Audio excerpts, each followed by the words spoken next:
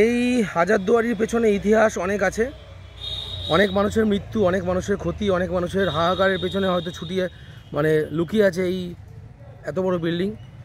তবে কি বলুন তো, যেমন আর কি সবাই বলে না বিশাল বড় এ মাথা থেকে ও মাথা, সেরকম দেখে কিন্তু মনে হচ্ছে না। প্রথমবার আমি এসেছি যদিও, খুব একটা যে বিশাল কিছু ব্যাপার সেরকম মনে হচ্ছে না। এর থেকে আমাদের যদিও পুরোটাই ব্রিটিশ স্থাপত্যই দেখে বোঝা যাচ্ছে, ব্রিটিশ স্থাপত্য পুরোপুরি ধাঁচ রয়েছে, যে খিলান এবং গম্বুজ দিয়ে তৈরি করা, এটা একদমই ইউরোপিয়ান স্থাপত্য বলা যেতে পারে। সাইডের দিকে আমাদের কাছে একটা মসজিদ দেখা যাচ্ছে, এবং এখানে যা কিছু দেখতে পাচ্ছেন এগুলো মোটামুটি ওই নবাব ঘরানাতে যেমন ধরনের ছিল সেরকমই তো হওয়ার স্বাভাবিক। আজকে শুক্রবার বলে আজকে বন্ধ, আগামীকাল আমরা যাব, গিয়ে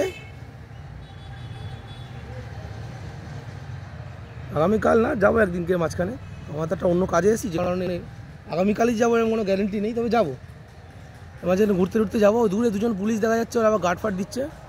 তো এই হলো আমাদের হাজারদুয়ারি। খুব সিম্বলিকভাবে আমার মনে হচ্ছে এই বল্লমের খোঁচাটা ইম্পর্টেন্ট, কারণ জানি না এর পেছনে আর কি আছে।